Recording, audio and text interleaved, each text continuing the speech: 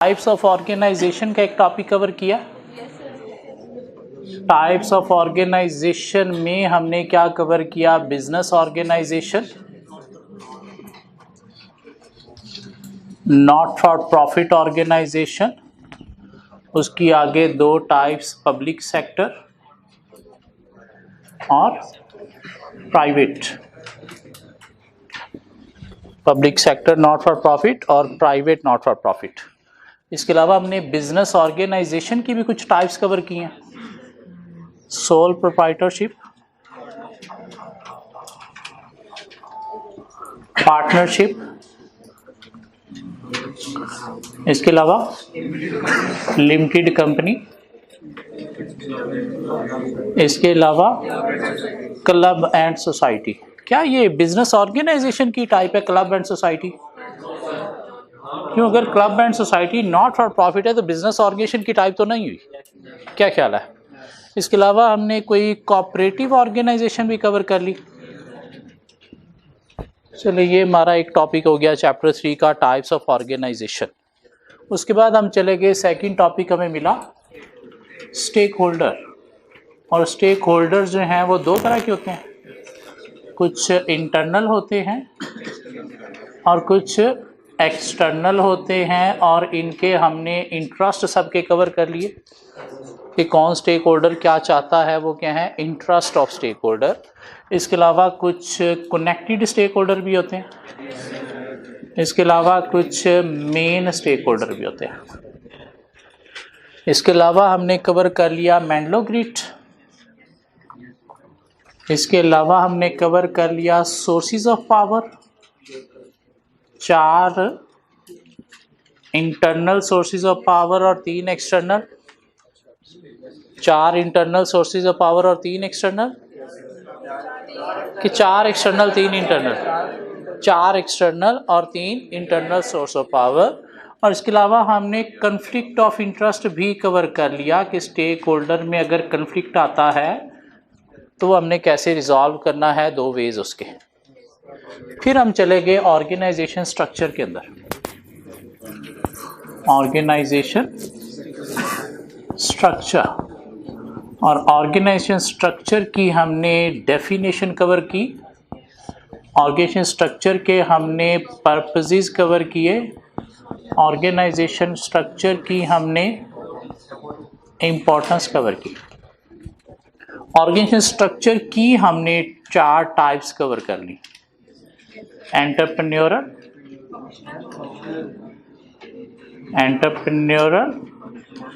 Functional, divisional और matrix. और functional, divisional और मैट्रिक्स के हमने चार्ट भी बना लिए। फंक्शनल का चार्ट भी हमने बना लिया, डिविजनल का बना लिया और मैट्रिक्स का भी बना लिया। इसके अलावा हमने 2 कैटेगरीज ऑफ स्ट्रक्चर डिस्कस की हैं, फॉर्मल एंड इनफॉर्मल स्ट्रक्चर। इसके अलावा हमने एक टॉपिक कवर किया है स्पैन ऑफ कंट्रोल, जिसकी 2 टाइप्स हैं। और स्पैन ऑफ कंट्रोल डिपेंड करता है ऑन 5 फैक्टर्स। और according to span of control हमारे पास 2 टाइप ऑफ स्ट्रक्चर और भी हैं, tall narrow and flat wide. Tall narrow and flat wide. और टॉल नैरो की 5 कैरेक्टरिस्टिक्स थी। Formality of relationship, formal job title job description, close supervision, task specialization, slow vertical communication as well as delay in decision making. और flat wide की 5 characteristics थी, greater delegation of authority to lower level, egalitarianism, providing respect according to skill and knowledge rather than position in the chart, task flexibility, switching from one task to another as demand require, teamwork and coordination और rapid vertical communication as well as decision making। और के 2 फायदे भी थे flat white के, more suitable for rapidly changing business environment, and there will be cost saving by removing middle management who do not add value. So यहाँ तक हमने chapter 3 ये कुछ चीजें कवर कर ली। आगे चलते हैं चैप्टर 3 में, देखते हैं और क्या क्या बातें हैं। तो चैप्टर 3 में हमें कोई 2 टॉपिक उसने बढ़ा दिए नेक्स्ट पेज पे। क्या एक स्पेशलाइजेशन का मतलब क्या है और एक डिपार्टमेंटलाइजेशन का मतलब क्या है। डिपार्टमेंटलाइजेशन कहते हैं कि जब भी हम ऑर्गेनाइजेशन का स्ट्रक्चर डिफाइन करते हैं तो स्ट्रक्चर डिफाइन करते वक्त हम क्या करते हैं, ये 2 काम करते हैं। एक स्पेशलाइजेशन, स्पेशलाइजेशन का मतलब क्या है, डिवीजन ऑफ वर्क। स्पेशलाइजेशन का मतलब क्या है, डिवीजन ऑफ वर्क, मीन लोगों का काम हम डिवाइड करते हैं। देखते हैं अब कौन क्या काम से रिलेटेड एसोसिएट हमने करना है, क्यों वो बंदा उसी काम पे लगा रहेगा, तो क्या चीज होगी, स्पेशलाइजेशन। और दूसरा हम क्या करते हैं, डिपार्टमेंट बनाते हैं, मीन डिफरेंट फंक्शंस को डिवाइड करते हैं इनटू डिफरेंट एरियाज। तो हमने क्या कर दिए, डिपार्टमेंट बना दिए, जिसे क्या नाम दे दिया गया है, डिपार्टमेंटलाइजेशन। क्यों, ये डिपार्टमेंट बनाने से वर्क क्या होगा, ऑर्गेनाइज होगा। वर्क ऑर्गेनाइज होगा तो उससे क्या चीज अचीव होगी, कोऑर्डिनेशन अचीव होगी। सो क्या कर रहे हैं हम, जब स्ट्रक्चर बना रहे हैं तो उससे 2 काम कर रहे हैं, एक स्पेशलाइजेशन और दूसरा डिपार्टमेंटलाइजेशन। कहते हैं ये जो स्पेशलाइजेशन है ये भी 2 तरह की होती है, एक हाई स्पेशलाइजेशन और एक लो स्पेशलाइजेशन है। हाई क्या है कि एक बंदे को एक ही काम पे लगा दिया और सारी जिंदगी वही करेगा, किसी दूसरे काम में वो बिल्कुल भी इंटरेस्ट नहीं लेगा। लो स्पेशलाइजेशन क्या है कि एक बंदा एक काम कर रहा है लेकिन साथ वो दूसरे कामों में भी थोड़ा थोड़ा स्पेशलाइज्ड है, तो जैसे डिमांड रिक्वायर होगी वो स्विच करेगा from one task to another.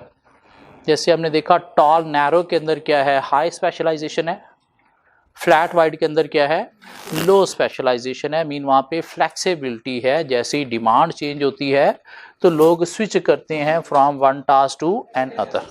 आइए पढ़ते हैं क्या हैं ये 2 डेफिनेशन ऑन पेज 61। बैठ रही है।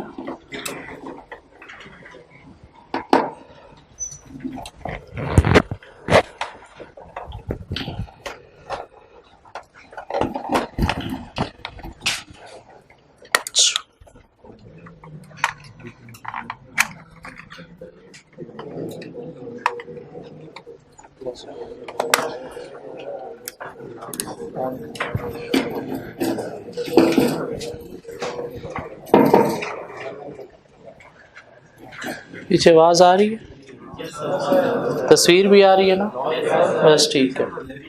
ना आए तो बताना, भेज दूंगा मैं आपको। वापस आ जाएं। How companies get the job done, कि कंपनीज कैसे स्ट्रक्चर बना के जॉब डन करती हैं, through specialization and departmentalization. Building an organization structure engage managers into 2 activities. Job specialization, dividing task into job, mean division of work, and departmentalization, grouping job into unit, mean structure के main 2 elements क्या हैं, एक specialization और दूसरा क्या है, departmentalization. Specialization क्या है, also known as division of labor. Specialization is the degree to which activities or tasks in an organization are broken down and divided into individual jobs.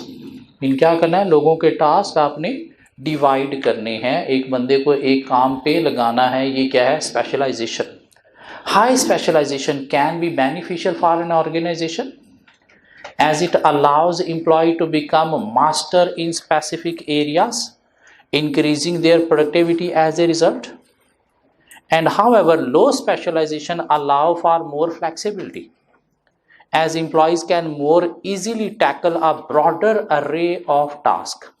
Array of tasks, array का मतलब क्या होगा यहाँ पे, structure of task, mean broader structure है आपका, limited नहीं है, as opposed to being specialized for a single task, mean single task तक आप रिस्ट्रिक्टेड नहीं हो, मैनी टास्क आप परफॉर्म करोगे। दोनों में से अच्छा कौन सा है, हाई या लो, हाई या लो, डिपेंड करता है। अगर आपके पास स्टाफ काफ़ी अवेलेबल है और आप कॉस्ट भी स्टाफ की बेयर कर सकते हो, अफोर्ड कर सकते हो, तो आप हाई स्पेशलाइजेशन पे जाओगे। अगर आप स्मॉल नंबर ऑफ पीपल के थ्रू बिजनेस परफॉर्म करना चाहते हो तो फिर आप लो स्पेशलाइजेशन पे जाओगे। सो ये स्पेशलाइजेशन का मतलब क्या है, इसकी दो टाइप्स डिस्क्राइब की जा सकती हैं। डिपार्टमेंटलाइजेशन क्या है? Departmentalization refer to the process of grouping job together in order to coordinate common activities and task। क्या करना है आपने? प्रोसेसेस जो हैं उनको ग्रुप अप करना है इनटू डिफरेंट पार्ट्स। कैसे ग्रुप अप करना है? मीन सर्विसेज के लिए सेल्स सेपरेट बना दिया, परचेज सेपरेट बना दिया, मार्केटिंग सेपरेट बना दिया, आईटी सेपरेट बना दिया। ये क्या है? Departmentalization. In an organization has rigid departmentalization, mean different department हैं। Each department or team is highly autonomous, autonomous बोलते हैं फॉर्मल को। And there is little or no interaction between different teams, या ऑटोनमस इंडिपेंडेंट को भी बोलते हैं कि हर डिपार्टमेंट क्या है? इंडिपेंडेंट है, जिसका दूसरों के साथ कोई इंटरेक्शन नहीं है। In contrast loose departmentalization entails the teams have more freedom to interact and collaborate. For example, an organization that departmentalized by function, i.e. marketing, sales, services, is said to have a functional organization structure। तो learn क्या करना हमने यहाँ से? Specialisation की definition, उसकी दो types, और ये डिपार्टमेंटलाइजेशन की डेफिनेशन की इसका मतलब क्या है। इसे नीचे गए तो कहता है कि चैप्टर 3 में हम पढ़ क्या रहे हैं? Implementation of strategy. Implementation of strategy कि हमने जो स्ट्रैटेजी बिजनेस पोजीशन स्ट्रॉन्ग बनाने के लिए चूज की है उसे हम क्या करने जा रहे हैं? इम्प्लीमेंट करने जा रहे हैं। और इम्प्लीमेंटेशन का मतलब क्या है कि उसके अकॉर्डिंगली हमने चेंजेस लानी है विद इन द ऑर्गेनाइजेशन। कहाँ पे चेंजेस लानी है? ऑर्गेनाइजेशन के स्ट्रक्चर में, कल्चर में। हाँ, स्ट्रक्चर चेंज करने से पहले हमें पता होना चाहिए स्ट्रक्चर होता क्या है, तो वो हम सारा चैप्टर 3 में पढ़ रहे हैं कि स्ट्रक्चर क्या होता है, क्या उसके एलिमेंट्स होते हैं, कितनी उसकी टाइप्स होती हैं, कब कौन सा स्ट्रक्चर अच्छा होता है, वो सारी चीज़ें हम पढ़ रहे हैं कहाँ पे? चैप्टर 3 के अंदर।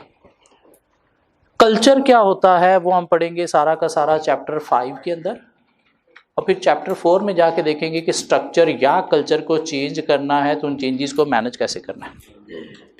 चैप्टर 3 में हमें एक और टॉपिक मिल गया कि स्ट्रैटेजी जो भी आप बनाते हो वो इम्प्लीमेंट होती है दूसरों की सपोर्ट से।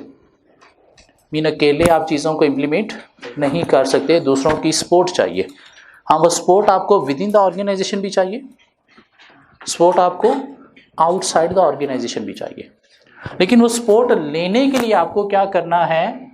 मैनेज करने हैं रिलेशनशिप्स विद अदर्स। तो स्ट्रैटेजी इंप्लीमेंट होती है थ्रू एक्शन, और वो एक्शन परफॉर्म किए जाते हैं थ्रू सपोर्ट ऑफ अदर्स। और वो सपोर्ट लेने के लिए आपको रिलेशनशिप मैनेज करने हैं within organization, employee managers के साथ भी, और आउटसाइड द ऑर्गेनाइजेशन कंपैटिटर के साथ या अदर ऑर्गेनाइजेशन के साथ भी। तो इंटरनल रिलेशनशिप आपको कैसे मैनेज करने हैं वो हम देखने जा रहे हैं, या एक्सटर्नल रिलेशनशिप आपको कैसे मैनेज करने हैं वो हम देखेंगे। So within the organization support लेने के लिए आपको मैनेज करनी है इंटरनल रिलेशनशिप। इंटरनल रिलेशनशिप कैसे मैनेज होंगे? थ्रू सेंट्रलाइजेशन, या दूसरी चीज क्या होती है इसके अगेंस्ट? डिसेंट्रलाइजेशन।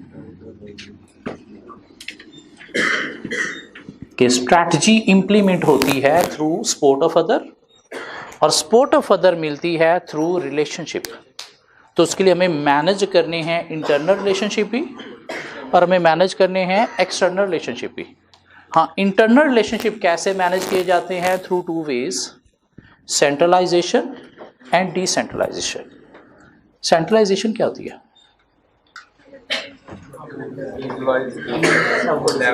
कि decision making authority power retain की हुई है कहाँ पे? हेड ऑफिस में, टॉप मैनेजमेंट के पास।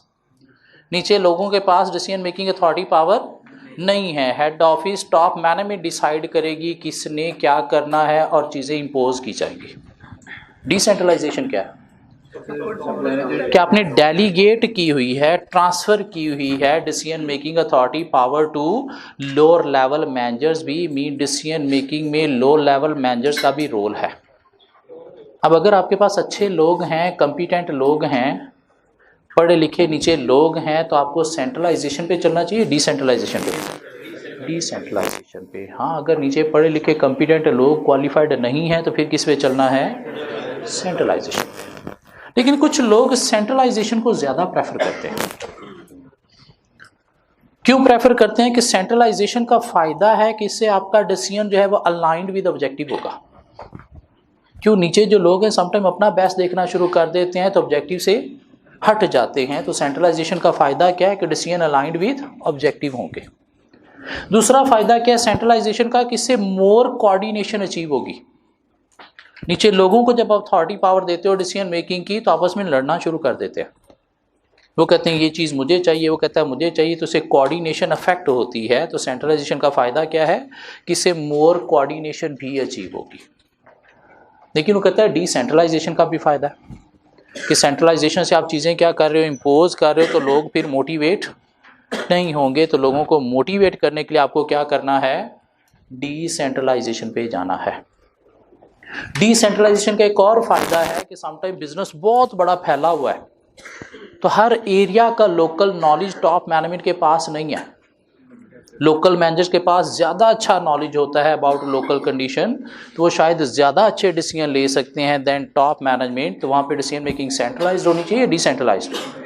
डिसेंट्रलाइज्ड। सो क्या पढ़ रहे हैं कि स्ट्रैटेजी हम इम्प्लीमेंट करते हैं through relationship with others, mean support of others. और रिलेशनशिप हमने विद इन द ऑर्गेनाइजेशन भी मैनेज करने हैं, mean internal relationship. Outside the organization भी मैनेज करने हैं, एक्सटर्नल रिलेशनशिप। इंटरनल रिलेशनशिप कैसे मैनेज करने हैं? Through centralization, decentralization. हम पढ़ते हैं क्या है page 61। Organization relationship and implementing strategy. Plans are put into action by the coordinated efforts of many individuals and group within the entity. Plan mean आपकी strategy through action implement होती है। और action कैसे लिए जाते हैं? With coordination of many individuals. Mean आप अकेले एक्शन परफॉर्म नहीं कर सकते, इंप्लीमेंट नहीं कर सकते। The ways in which plans are implemented depends upon the nature of internal relationship. These are relationship between different parts of the organization and the nature of external relationship. In many entities, a significant amount of work is done by other entities and individuals who are external to the entity and not part of it. Internal relationship आपने कैसे manage करने हैं? An important aspect of internal relationship is the extent to which decision making power is concentrated at top level of management, means centralization, or delegated to employees, i.e. decentralization. The choice between a centralized and a decentralized organization depends upon, mean आप decision making centralise रखना चाहते हो या decentralise, depend करता है कुछ factors पे। क्या फैक्टर्स हैं? Choice of preference of senior management, क्या इधर पावर अथॉरिटी अपने पास रिटेन रखना चाहते हैं या डेलीगेट करना चाहते हैं। तो सेंट्रलाइजेशन डिसेंट्रलाइजेशन डिपेंड करती है किस पे? प्रेफरेंस ऑफ सीनियर मैनेजमेंट पे। दूसरा वो कहता है डिपेंड करता है साइज ऑफ बिजनेस पे। छोटा बिजनेस है तो अकेला ऑनर उसे मैनेज कर सकता है through entrepreneurial structure, mean centralization. लेकिन बड़ा बिजनेस हो गया है, फंक्शन आपने बनाने हैं, डिवीजन्स बनानी है, तो अकेले आप मैनेज नहीं कर सकते, तो फिर आपको क्या पे जाना पड़ेगा? डिसेंट्रलाइज। या डिपेंड करता है कॉम्प्लेक्सिटी ऑफ बिजनेस ऑपरेशन पे भी। सिंपल ऑपरेशंस है, फ्यू प्रोडक्ट्स फ्यू सर्विसेज हैं, तो फिर आप एंटरप्रेन्योरल मीन सेंट्रलाइज पे चल सकते हो। लेकिन अगर ऑपरेशन कॉम्प्लेक्स हो गए तो कॉम्प्लेक्सिटीज़ को डील करने के लिए एक्सपर्ट लोगों की ज़रूरत है, मैनेजर्स की ज़रूरत है। तो आपको कहाँ पे जाना पड़ेगा? डिसेंट्रलाइजेशन पे। तो सेंट्रलाइजेशन डिसेंट्रलाइजेशन डिपेंड करती है तीन फैक्टर्स पे: preference of senior management, size of the business, और दूसरा क्या है? Complexity of business operations. So क्या है तीन factor? Preference of senior management, size and complexity of entity, ये साइज और कॉम्प्लेक्सिटी को दो सेपरेट पॉइंट बना लें, साइज ऑफ बिजनेस सेपरेट बना लें और complexity of business operation separate बना लें। सो सेंट्रलाइजेशन का मतलब क्या है? The act of consolidating power. Consolidate का मतलब क्या है? इकट्ठा कर लेना, कंबाइन कर लेना। The act of consolidating power under a central control, i.e. senior management retain most or all of the authority to make the major decision, such as head office retain major planning decision. Decentralization क्या है? The spread of power, spread mean फैलाना, नीचे आपने power फैला दी, delegate कर दी। The spread of power away from the center, i.e. the authority to take major decision is delegated to the management at lower level in the organization structure such as strategic business unit manager, SBU क्या थी? Division mean divisional manager and divisional managers etcetera. SBU subsidiary को भी बोलते हैं, strategic business unit subsidiary को भी बोलते हैं, मीन सब्सिडरी के मैनेजर को या डिविजनल मैनेजर को अथॉरिटी पावर डेलीगेट कर देना डिसीजन मेकिंग। ये क्या है? Centralization, decentralization. डिसेंट्रलाइजेशन तो लर्न क्या करना है हमने? ऊपर से ये तीन फैक्टर्स लर्न करने हैं जो डिसेंट्रलाइजेशन को अफेक्ट करते हैं। सेंट्रलाइजेशन की डेफिनेशन, डिसेंट्रलाइजेशन की डेफिनेशन, और नीचे उसने हमें कुछ तीन एडवांटेज बता दिया सेंट्रलाइजेशन के। क्या है पहला advantage? Congruence of decision to the objective. Congruence बोलते हैं अलाइनमेंट को, कि सेंट्रलाइज्ड डिसीजन मेकिंग से क्या होंगे? आपके डिसीजन जो हैं वो अलाइंड विद ऑब्जेक्टिव होंगे। क्यों? अगर आप नीचे लोगों को पावर अथॉरिटी दे देते हो तो वो समटाइम अपना बेस्ट देखते हैं, ऑब्जेक्टिव को छोड़ देते हैं। तो सेंट्रलाइजेशन का फायदा क्या है? Congruence mean alignment of the decision towards corporate objective. इसलिए लोग जो है स्ट्रॉन्ग आर्गुमेंट मीन सेंट्रलाइजेशन को ही ज़्यादा प्रेफर करते हैं। दूसरा इसका फायदा क्या है कि इससे आपको अचीव मिलेगी क्या? मोर कोऑर्डिनेशन भी। क्यों? नीचे लोगों को पावर अथॉरिटी दोगे तो आपस में लड़ेंगे, वो कहेगा मेरे पास ये अथॉरिटी है, वो कहेगा मेरे पास हो, तो उसे कोऑर्डिनेशन इफेक्ट होगी। तो सेंट्रलाइजेशन से क्या क्रिएट होगी? कोऑर्डिनेशन। तो कहता है सेंट्रलाइजेशन का फायदा है कि क्विक डिसीजन मेकिंग होगी। क्यों? नीचे लोगों को अगर आप डिसीजन मेकिंग पावर अथॉरिटी देते हो तो सब ने मिलजुल के डिसीजन लेने हैं, तो वहाँ पे डिसीजन मेकिंग स्लो हो सकती है। तो सेंट्रलाइज में क्या? टॉप मैनेजमेंट ने डिसाइड करना है, तो इससे डिसीजन क्या होंगे? क्विक होंगे। तो तीन फायदे हैं इसके। congruence of the decision towards objective of the organization, it will help to achieve more coordination and it will result into quick decision making. Decentralization के चार फायदे हैं।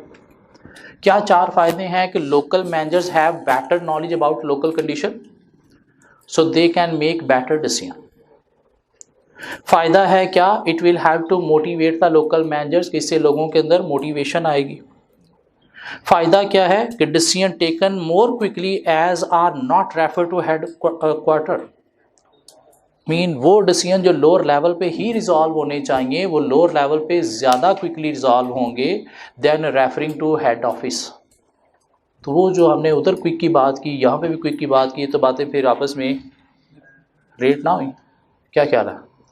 तो वहाँ पे जो बात की क्विक की, वो किस सूरत में चलेगी? इन क्राइसिस, कि जब ऑर्गेनाइजेशन के अंदर क्राइसिस चल रहे हैं, मीन बुरे हालात चल रहे हैं, और क्राइसिस को रिजॉल्व करने में एक्सपीरियंस सीनियर मैनेजमेंट ही अच्छे डिसीजन ले सकती है।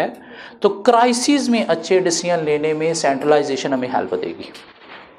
हाँ, अगर क्विक डिसीजन मेकिंग की बात करें तो वो फिर कहाँ पे होगी? डिसेंट्रलाइजेशन में।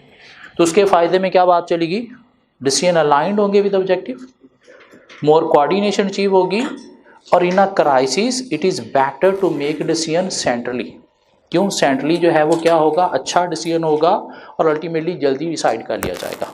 क्यों? नीचे लोगों के पास उतना नॉलेज एक्सपीरियंस नहीं होगा। तो इसके चार फायदे क्या? Local managers have better knowledge about local condition, so they can make better decision. It will help to motivate the local managers. और तीसरा, decision will be made more quicker at local level. चौथा वो कहता है advantage क्या है? कि इससे फ़ायदा क्या होगा? कि टॉप मैनेजमेंट का टाइम भी सेव होगा। मीन कुछ मसले लोअर लेवल पे ऑटोमेटिकली रिजॉल्व हो जाएंगे, हेड ऑफिस को रेफर नहीं होंगे। हेड ऑफिस क्या करेगा, सिर्फ बड़े बड़े मसलों को देखेगा, छोटे छोटे मसले ऑटोमेटिकली रिजॉल्व होंगे, तो मैनेजमेंट का टाइम क्या होगा, सेव होगा। सो क्या कहता है चौथा फायदा, in a large and complex organisation otherwise it would be too many decision for senior management head office, i.e. time saving। साथ इसके लिख दें i.e. time saving। मीन बड़ी ऑर्गेनाइजेशन में अगर आप सेंट्रलाइज पे चल रहे हो तो सारे मसले मैनेजमेंट को रिजॉल्व करने तो टाइम नहीं बचेगा। डिसेंट्रलाइजेशन से छोटे छोटे मसले ऑटोमेटिकली नीचे रिजॉल्व होंगे, तो मैनेजमेंट का टाइम सेव होगा। मीन सिर्फ बड़े बड़े मसलों को ही देखना है। सो सेंट्रलाइजेशन का मतलब क्या है, consolidation of decision making party at head office. Decentralization का मतलब क्या है, spread of decision making power to lower level. Centralization decentralization depend करती है 3 फैक्टर्स पे, preference of senior management, size of the business, complexity of business operation. Centralization के 3 फायदे, alignment of decision with the objective of organization, it will help to achieve coordination, in crisis it is better to make decision centrally। Centralization के 4 मसले हैं, centralisation के 4 मसले हैं। क्या मसले, वही जो डिसेंट्रलाइजेशन के फायदे हैं। क्या ख्याल है कि सेंट्रलाइजेशन में मसला है कि top management have lower knowledge about local condition, it will demotivate the local managers, it will slow down the decision making, and management have to focus on all issues. क्या ख्याल है, डिसेंट्रलाइजेशन के 4 फायदे हैं।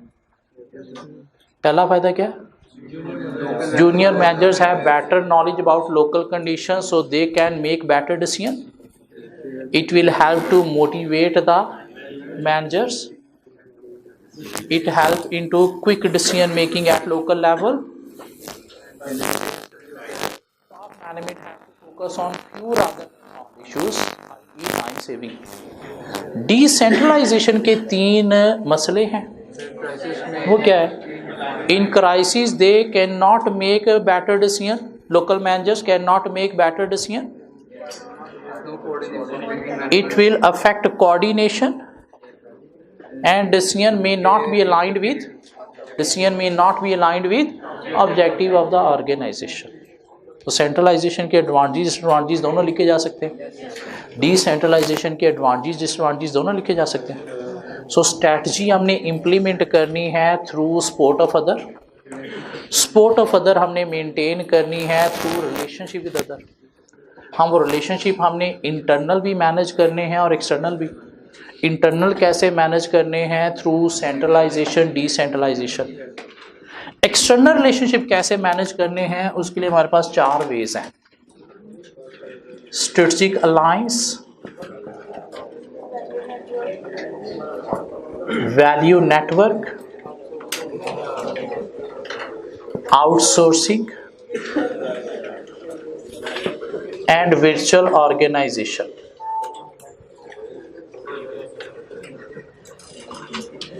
Strategic alliance, value network, outsourcing, virtual organization, ये 2 हमारे syllabus में नहीं है,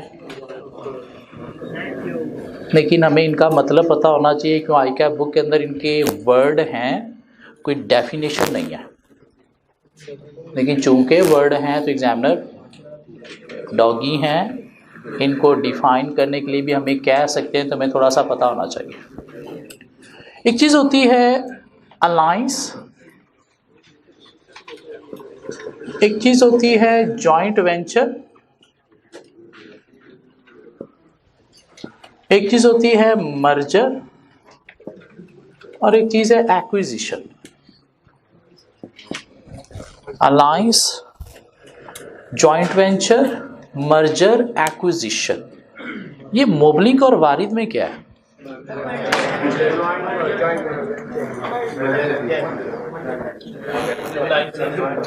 अलायंस, मर्जर, जॉइंट वेंचर या एक्विजिशन? कितने लोग कहते हैं मर्जर है, कितने लोग कहते हैं एक्विजिशन है, कितने लोग कहते हैं जॉइंट वेंचर है, कितने लोग कहते हैं अलायंस है? होते ये क्या है देखते हैं। सपोज दो कंपनीज है, एक कंपनी ए है, एक कंपनी बी है। एक कंपनी ए है, एक कंपनी बी है। मर्जर क्या है कि ए खत्म हो गया, बी खत्म हो गया, मिलके एक नई कंपनी बन गई ए बी सी। ये क्या है? मर्जर। क्या मोबलिंग और वारिद में मोबलिंग खत्म हो गया, वारिद खत्म हो गया, मिलके कोई नई कंपनी बन गई? एक्विजिशन क्या है? ए ने बी को एक्वायर कर लिया, बी खत्म, पीछे क्या रह गया? ये क्या है? एक्विजिशन। कैसा हुआ है? जॉइंट वेंचर क्या है कि एक कंपनी ए है, एक कंपनी बी है, दोनों सेपरेट सेपरेट भी ऑपरेट कर रहे हैं, दोनों ने मिल के एक नई कंपनी ए बी सी भी खोल ली। जैसे इंडिया में है हीरो होंडा, हीरो एक सेपरेट कंपनी भी है, होंडा एक सेपरेट कंपनी भी है, दोनों मिल के इंडिया में एज ए हीरो होंडा भी ऑपरेट कर रहे हैं। सुजुकी मारुति, मारुति वहाँ पे सेपरेट कंपनी है, सुजुकी दुनिया में सेपरेट कंपनी है, दोनों मिल के इंडिया में सुजुकी मारुति भी चला रहे हैं। ये क्या है? Joint venture. Mean joint venture में तीन बिजनेस यूनिट आ गए मार्केट में, एक ए एक बी, और दोनों ने मिलके एक नया खोल लिया ए बी सी। मर्जर क्या है कि दोनों खत्म होके एक बिजनेस यूनिट बन गया, दो नहीं रहे आप। एक्विजिशन भी क्या है कि एक खत्म हो गया, पीछे एक रह गया। अलायंस क्या है कि दो बिजनेस यूनिट हैं, दोनों ने क्या कहा जी हम सेपरेट सेपरेट ऑपरेट करते हैं, लेकिन क्या करते हैं, एक दूसरे को सपोर्ट प्रोवाइड करते हैं। मुझे कोई सपोर्ट चाहिए तो आप प्रोवाइड करोगे, आपको कोई सपोर्ट चाहिए तो मैं प्रोवाइड करूंगा, ताकि हम दोनों थ्रू सपोर्ट मार्केट में अपनी पोजीशन स्ट्रांग बना के बाकी कंपैटिटर्स को क्या कर सकें, अवॉइड कर सकें। ये क्या है? अलायंस। मीन इसमें कोई नया बिजनेस यूनिट क्रिएट होता है, अलायंस में कोई नया बिजनेस यूनिट क्रिएट नहीं होता। दो separate business unit separate separate operate करते हुए एक दूसरे को सपोर्ट प्रोवाइड करते हैं। तो मोबलिंग और वारिद में क्या है? अलायंस। मोबलिंग सेपरेट ऑपरेट कर रहा है, वारिद सेपरेट ऑपरेट कर रहा है। सिर्फ क्या कर रहे हैं, एक दूसरे के कस्टमर को फ्लेक्सिबिलिटी प्रोवाइड कर रहे हैं। मेरे फ्री मिनट्स, आपके कस्टमर के फ्री मिनट्स, आपके फ्री मिनट्स, मेरे कस्टमर के फ्री मिनट्स, ताकि हम अपने कस्टमर को फ्लेक्सिबिलिटी प्रोवाइड करेंगे तो हमारा कस्टमर रिटेन रहेगा, बल्कि अदर नेटवर्क्स का भी आ जाएगा, जिससे हम कंपटीशन को क्या करेंगे, अवॉइड कर सकेंगे। टोटल पावर को, यूबीएल और डेवो दो सेपरेट सेपरेट कंपनीज हैं, लेकिन एक दूसरे को क्या कर रही हैं, सपोर्ट प्रोवाइड कर रही हैं। इसे क्या नाम दिया जाएगा? स्ट्रेटेजिक अलायंस का। तो एक्सटर्नल रिलेशनशिप कैसे मैनेज करने हैं, एक्सटर्नल रिलेशनशिप कैसे मैनेज करने हैं? Through strategic alliance. Strategic alliance का मतलब क्या है? एक फॉर्मल एग्रीमेंट किया आपने, किसके साथ? अदर ऑर्गेनाइजेशन के साथ। किस लिए? सपोर्ट प्रोवाइड करने के लिए, जिसकी एग्जांपल हमारी बुक में क्या दी गई है? Daewoo and UBL. Mean Daewoo के जितने भी कस्टमर हैं वो ऑनलाइन बुकिंग कर सकते हैं, किसके थ्रू? यूबीएल के थ्रू। सो एक्सटर्नल रिलेशनशिप कैसे मैनेज करने हैं? स्ट्रेटेजिक अलायंस के थ्रू।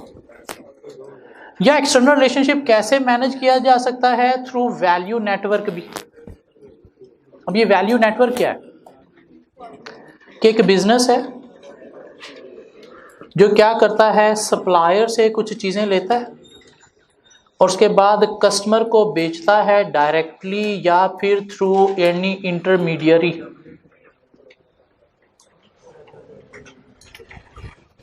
एक बिजनेस है जो क्या करता है, कुछ चीजें बेचता है। कैसे बेचता है? सप्लायर से कुछ चीजें लेता है, उसके थ्रू कोई नई चीजें बना के मार्केट में बेचता है डायरेक्टली कंज्यूमर को, या फिर किसी इंटरमीडियरी मीन किसी रिटेलर डिस्ट्रीब्यूटर के थ्रू। अब अगर इसके थ्रू आप बेच रहे हो तो ये आपका कस्टमर है और ये कंज्यूमर है। अगर आप डायरेक्टली कंज्यूमर को बेच रहे हो तो यही आपका कस्टमर है और यही कंज्यूमर है। कस्टमर कौन है? जिसको आप चीज़ें बेचते हो। कंज्यूमर कौन है? जो वो चीज़ें कंज्यूम करता है। अब अगर बिजनेस ने सप्लायर के साथ कॉन्ट्रैक्ट कर लिया, भाई मेरे अलावा तूने ये सप्लाईज किसी और को नहीं देनी, तो इससे आपका बिजनेस सिक्योर हो जाएगा। ये जो सप्लायर के साथ आपने कॉन्ट्रैक्ट कर लिया कि मेरे अलावा किसी और को चीज़ें नहीं देनी, ये क्या है? Value network. रिटेलर डिस्ट्रीब्यूटर के साथ आपने कॉन्ट्रैक्ट कर लिया, भाई मेरे अलावा तूने अपने डिस्प्ले सेंटर में किसी और की चीज़ें नहीं रखनी, तो क्या किसी और की चीज़ें बिकेंगी वहाँ पे? तो ये क्या है? Value network. इसलिए बिजनेस पोजीशन को स्ट्रांग बनाने के लिए स्ट्रैटेजी क्यों इंप्लीमेंट करनी है? बिजनेस पोजीशन को स्ट्रांग बनाने के लिए। तो इंप्लीमेंट करने के लिए हमें एक्सटर्नल रिलेशनशिप कैसे मैनेज करने हैं, एक formal arrangement with other organization, alliance support के लिए, या फिर एक informal agreement between parties in our industry. हमारी इंडस्ट्री में कौन है? सप्लायर हैं या फिर रिटेलर डिस्ट्रीब्यूटर है, तो उनके साथ एग्रीमेंट कर लेना कि हमें ही वो सपोर्ट करें। ये क्या है? Value network. So external relationship कैसे मैनेज करने हैं? थ्रू स्ट्रेटेजिक अलायंस या थ्रू वैल्यू नेटवर्क। तो दोनों को हम डिफाइन कर सकते हैं। अगर एग्जामिनर पूछ ले, तो हमारी ICAP बुक के अंदर इनकी डेफिनेशन नहीं है, लेकिन हम डिफाइन करके एग्जाम्पल भी दे सकते हैं। वैल्यू नेटवर्क की एग्जाम्पल क्या होगी? एग्रीमेंट विद सप्लायर या रिटेलर डिस्ट्रीब्यूटर। वो कहते हैं एक्सटर्नल रिलेशनशिप मैनेज किए जाते हैं थ्रू आउटसोर्सिंग भी। आउटसोर्सिंग क्या हमने ऑलरेडी पढ़ लिया चैप्टर 2 में। क्या था? Instead of performing business operation internally through our staff, subcontracting the work to outsider. जिसकी हमने कुछ एग्जांपल्स भी डिस्कस की थी। क्या क्या आउटसोर्स हो सकता है? IT function can be outsourced to any IT company. Accountancy function can be outsourced to any accountancy firm. Yeah, production components can be outsourced. Security cleaning staff can be outsourced. Yeah, administration tasks can be outsourced. Even HR marketing can also be outsourced. Outsourcing के कुछ फायदे भी हैं। क्या फायदे हैं वो हमने यहाँ पे पढ़ने हैं। किसका फायदा क्या होगा? नंबर 1 कि इससे हमें कंपैरेटिव एडवांटेज मिलेगा। मीन वो एरिया जिसमें हम एक्सपर्ट नहीं हैं, वो भी अब हमारे एक्सपर्ट वे में परफॉर्म होंगे, और जिनमें हम एक्सपर्ट हैं वो भी एक्सपर्ट वे में परफॉर्म हो रहे हैं। तो इससे हर चीज़ एक्सपर्ट होगी। तो उससे क्या होगा? हमें कंपैरेटिव एडवांटेज मिलेगा। दूसरा फ़ायदा क्या है? वैल्यू एडिशन, कि इससे बिजनेस की वैल्यू एडिशन होगी। मीन एक्सपर्टीज़ मिलने से बेनिफिट इंक्रीज होंगे। तीसरा फ़ायदा क्या है? स्किल की अवेलेबिलिटी मिलेगी। मीन हमारे पास अकाउंटेंसी स्किल नहीं है, IT स्किल नहीं है, तो हम इजीली अवेल कर सकते हैं कहीं से भी। और चौथा फ़ायदा क्या है? कि मैनेजमेंट का टाइम सेव होगा। मीन अब आपको सारे एरियाज़ नहीं, कुछ एरिया पर फोकस करना है, तो आपकी सरदर्दियाँ कुछ क्या हो जाएंगी? कम हो जाएंगी। तो इससे मैनेजमेंट का टाइम सेव होगा, जो अपने मेन एरिया को ज़्यादा फोकस कर सकेंगे। तो ये 4 डब्बा ज़रा पढ़ के देखें, फ़ायदे समझ आते हैं। आउटसोर्सिंग के फायदे क्या हैं? Comparative advantage over rivals can be achieved by concentrating on its core competencies. Core mean main areas जिसमें आप एक्सपर्ट हो, and activities. Value addition, outsourcing work to entities that have core competencies in those areas. IT function दिया तो किसको? IT specialist को। Accountancy function दिया तो किनको? अकाउंटेंसी स्पेशलिस्ट को। shall be able to add more effectively than the entity itself would have carried out the work internally. And skills, cost effectiveness. Outsourced work might require specialist skill that the entity cannot offer, i.e. career structure to full-time specialist. क्यों? आपकी organisation main वो है नहीं कि IT वाले आपके पास ही ज़्यादा prefer करें। And time saving management can focus on its strength, not the routine and ordinary. Routine and ordinary में क्लीनिंग, सिक्योरिटी, ये क्या था आपके लिए? ऑर्डिनरी था। मीन इतना इंपॉर्टेंट नहीं था, तो आपने क्या किया? ये आउटसोर्स कर दिया। लेकिन वो कहता है आउटसोर्सिंग के 2 मसले भी हैं। मसला क्या है? Number 1 loss of control. अपना डिपार्टमेंट है तो आप हर वक्त मॉनिटर कर सकते हो क्या चल रहा है, कैसे चल रहा है, कंट्रोल आपका रहता है।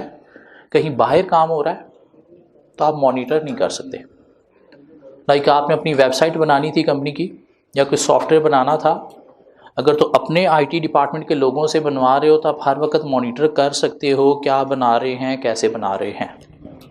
अगर कहीं बाहर से बनवा रहे हो तो आपको नहीं पता क्या बन रहा है, कैसे बन रहा है, और जब बन के आया और आपने देखा जो जो चीज़ें इसके अंदर होनी चाहिए थी वो थी ही नहीं, तो इससे फिर डिले आ जाएगा, दोबारा से बनवाना पड़ेगा।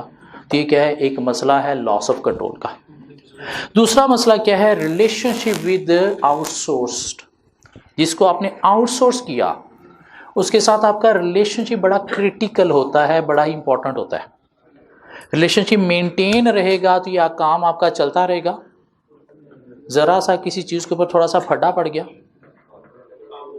तो काम रुक जाएगा। क्यों, वह परफॉर्म नहीं करेगा और आपके पास अपना स्टाफ है नहीं, तो उससे ऑर्गेनाइजेशन अफेक्ट भी हो सकती है। तो दो मसले हैं, loss of control over the outsource work and the relationship with the outsourced is critical. In case of any issue business affect हो सकता है if relationship manage नहीं हुआ। और नीचे उसने एक एग्जांपल दे दी कि अगर आपने कोई सॉफ्टवेयर बनवाना था और जब बन के आया उस स्पेसिफिकेशन का नहीं निकला तो अल्टीमेटली अब आपको क्या करना पड़ेगा, मिन्नते तरले करना पड़ेंगे उस बंदे के जिससे आपने बनवाया है। माइट भी वो कहे जी मैं तो 2 वीक बाद आपको ठीक करके दूंगा, क्यों मेरे पास अभी और बड़ा काम है, तो उससे फिर आपके वर्क उल्टा डिले भी हो सकते हैं। सो आउटसोर्सिंग क्या है, डेफिनेशन हमने चैप्टर 2 से पढ़ ली, 5 एग्जांपल्स हमने चैप्टर 2 से पढ़ ली, उसके फ़ायदे क्या हैं 4 हमने यहाँ से पढ़े, और 2 मसलाज क्या है इसके साथ, प्रॉब्लम क्या है वो हमने यहाँ से पढ़ ली। एक्सटर्नल रिलेशनशिप मैनेज होता है थ्रू वर्चुअल ऑर्गेनाइजेशन भी, जो हम कल कवर करेंगे और आगे चैप्टर को लेके चलेंगे।